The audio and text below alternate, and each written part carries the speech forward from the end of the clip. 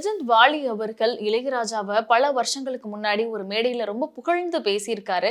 இதுல என்ன விசேஷம்? இளையராஜாவை எல்லாருமே புகழ்ந்து பேசுவாங்களே அப்படின்னு நீங்க கேட்பீங்க. வாலி எவ்வளவு சிறப்பா அவரை புகழ்ந்து பேசியிருக்காரு அப்படின்றதுதான் இதுல நம்ம பார்க்க போறோம். இளையராஜாவோட சிந்தனை சிருங்கேரியில இருக்கிறதாவும், அவரோட மியூசிக் ஹங்கேரியில இருக்கு அப்படின்ற மாதிரியும் அவர் சொல்லியிருக்காரு. அண்ட் ஆல்சோ இளையராஜா கிட்ட இந்த நாட்டு மக்கள் ஏதாவது கத்துக்கணும் அப்படின்னு ஆசைப்பட்டா அவர்கிட்ட எதை கத்துக்கலாம் அப்படின்னா, யாரோட முன்னேற்றத்தையும் யாராலையும் தடுக்க முடியாது அப்படின்றத அவர்கிட்ட இருந்து கத்துக்கலாம் அப்படின்னு சொல்லியிருக்காரு. அண்ட் ஆல்சோ இளையராஜா எல்லாத்தையும் கத்துக்கணும் அப்படின்றதுல ரொம்ப ஆர்வம் கொண்டவராகவும் இருந்திருப்பாரு போல. சான்ஸ்கிரிட் பிழையில்லாம பேசணும் அப்படின்றதுக்காக ரொம்ப வருஷம் ஸ்பெண்ட் பண்ணி அவர் சான்ஸ்கிரிட்டை ரொம்ப முறையான வழியில கத்துக்கிட்டாரு அப்படின்னு சொல்லியிருக்காரு. நான் சினிமாக்காக தான் ராஜா கைய வச்சா அது ராங்கா போனதில்லை அப்படின்னு எழுதினேன். ஆனா அது சினிமாக்கு பொருந்துச்சோ இல்லையோ அது இளையராஜாக்கு ரொம்ப பொருத்தம் அப்படின்னு சொல்லியிருக்காரு. சோ இன்னைய வரைக்கும் அந்த பாட்டு நிலைச்சு நிக்குது அப்படின்னு கூட சொல்லலாம்.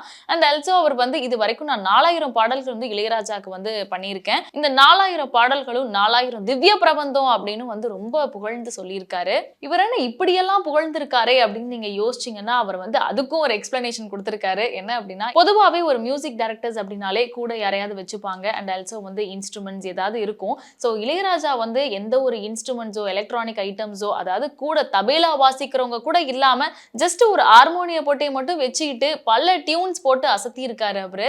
சோ அந்த அளவுக்கு கை தேர்ந்தவர் இளையராஜா அப்படின்னு சொல்லியிருக்காரு.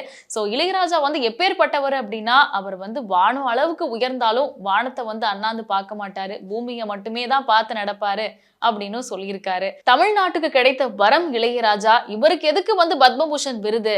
தமிழ்நாட்டுக்கு கிடைச்ச விருதே இளையராஜா அப்படின்னு அவர் சொல்லியிருக்காரு. சோ ஒரே ஃபீல்டுல இருக்கிறவங்க இப்ப இருக்கிற தமிழ் சினிமால ஒருத்தர் புகழ்ந்துக்கிறத நம்ம நிறைய பார்க்க முடியறது இல்ல. சோ இந்த மாதிரியான சம்பவங்கள் அந்த காலத்துல நடந்திருக்கு நிறைய இடத்துல. சோ இதெல்லாம் பார்க்கும்போது கொஞ்சம் நிகழ்ச்சியா தான் இருக்கு. 15 years back AR Rahman Oscar award win பண்ணப்போ அவருக்கு ஒரு ஃபெலிசிடேஷன் செரிமோனி நடத்தினாங்க. சோ அந்த நிகழ்ச்சியில எம்எஸ்பி, இளையராஜா மற்றும் பல கலைஞர்கள் கலந்துக்கிட்டாங்க.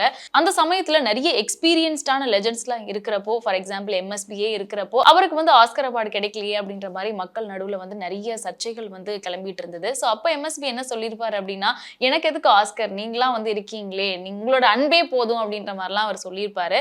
சோ இதுக்கு நடுவுல அந்த ஃபெலிசிடேஷன் செரிமோனில ஏஆர் ரஹ்மான் பேசுறப்போ என்ன சொல்லியிருக்காரு அப்படின்னா, எம்எஸ்பி அண்ட் இளையராஜாக்கு ஏன் ஆஸ்கர் கொடுக்கல. சோ பொதுவாவே ஆஸ்கர் அப்படின்றப்போ ஜப்பான்ல இருக்கிற மியூசிக் டைரக்டர்ஸ், லண்டன்ல இருக்கிறவங்களுக்குலாம் கொடுக்குறாங்க.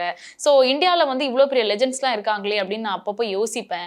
ஆனா இந்த மேடையில ஏறி பார்க்கும்போது தான் தெரியுது, மக்கள் நீங்க எல்லாம் எவ்வளவு அவங்களுக்கு அன்பு கொடுக்குறீங்க, எவ்வளவு ஆராபாரம் காட்டுறீங்க. சோ அவங்களுக்கு எதுக்கு ஆஸ்கர்? நீங்க இவ்வளவு அவங்களை கொண்டாடுறதே அவங்களுக்கு ஆஸ்கரை விட பெரிய விருதா இருக்கு அப்படின்ற மாதிரிலாம் சொல்லியிருக்காரு. சோ இதெல்லாம் கேட்டு எம்எஸ்பி மேடையில இருந்து இறங்கி அவருக்கு கன்னத்துல கிஸ் வேற கொடுத்துட்டு போயிருக்காரு. பல வருடங்களுக்கு முன்னாடி முதல் மரியாதை அப்படின்ற ஒரு இன்டர்நேஷனல் கிளாசிக் மூவி ரிலீஸ் ஆச்சு. சோ அந்த படம் இன்னைய வரைக்கும் பேசப்படுற படமா அமைஞ்சிட்டு இருக்கு. சோ இந்த படத்தோட டைரக்டர் பாரதி ராஜா சிவாஜி கூட முதல் மரியாதை படத்துல ஒர்க் பண்ண எக்ஸ்பீரியன்ஸ் ஷேர் பண்ணியிருக்காரு.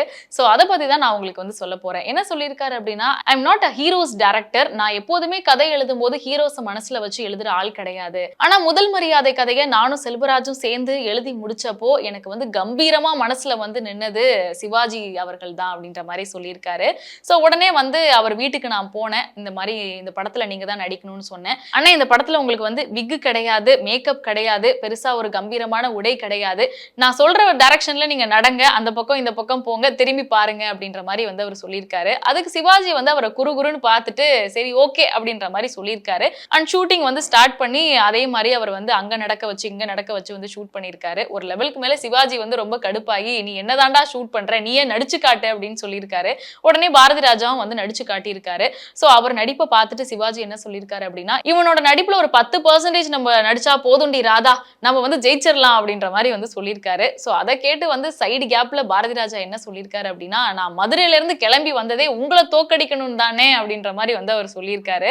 சோ இதை கேட்ட சிவாஜி என்ன சொல்லியிருக்காருன்னா, உங்க ஊர்ல எல்லாம் முகம் பார்க்கிற கண்ணாடியே இல்லையாடா அப்படின்ற மாதிரிலாம் கலாய்ச்சிருக்காரு. சோ ஒரு வழியா படத்தோட ஷூட்டிங் இந்த மாதிரி ஃபன்னா முடிச்சிட்டு அதுக்கப்புறம் ப்ரிவியூ ஷோ வச்சிருக்காங்க. சோ அதுல படம் பார்த்துட்டு எல்லாருமே வெளியில வந்துட்டாங்க. ஆனா சிவாஜி மட்டும் வெளியிலேயே வராம அங்கேயே உட்கார்ந்து இருந்திருக்காரு. சோ பாரதி ராஜா நைஸா அவர் பக்கத்துல போயிட்டு படம் எப்படி இருக்கு அப்படின்னு கேட்டிருக்காரு. சோ ரொம்ப எமோஷனலா சிவாஜி அதுக்கு ரியாக்ட் பண்ணி, எப்படிடா இப்படி படம் எடுத்த, இது இன்டர்நேஷனல் கிளாசிக் படம், இந்த மாதிரிலாம் படம் நான் வந்து பார்த்ததே கிடையாது அப்படின்ற மாதிரிலாம் ரொம்ப கட்டி பிடிச்சிட்டு விடவே இல்லை அப்படின்ற மாதிரிலாம் சொல்லியிருக்காரு. அதுக்கு அடுத்தபடியா சிவாஜிக்கு டாக்டர் பட்டம் கொடுத்தப்போ நான் வந்து திரையுலகையே கூப்பிட்டு அண்ணா சாலை சிக்னல் டிராபிக்கே வந்து திருப்பி விடுற அளவுக்கு நான் வந்து கூட்டத்தை சேர்த்து அப்போ முதல்வராக இருந்த எம்ஜிஆரை கூப்பிட்டு அவருக்கு தங்க காப்பெல்லாம் போட்டு விட்டோம் அப்படின்ற மாதிரிலாம் அவர் வந்து ஷேர் பண்ணியிருக்காரு. அண்ட் ஆல்சோ அந்த சந்தோஷத்துக்கு ஈடு இணையே கிடையாது அப்படின்ற மாதிரியும் ஷேர் பண்ணியிருக்காரு.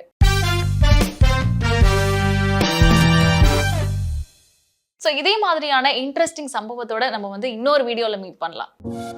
பரபரப்பான சினிமா செய்திகள், நட்சத்திரங்களின் பேட்டிகள், சினிமா வரலாறு ஆகியவற்றை பார்க்கவும் படிக்கவும் உங்களுக்கான இணையதளம் tourantalkies.co.